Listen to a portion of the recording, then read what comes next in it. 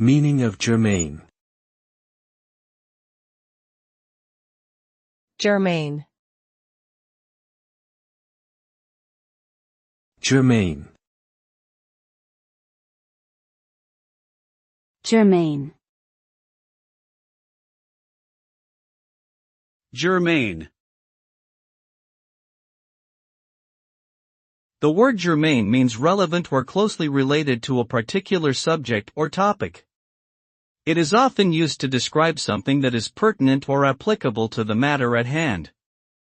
For example, if you were discussing a specific legal case, a piece of evidence that directly relates to that case would be considered germane. The term can also refer to someone who is connected by blood or marriage.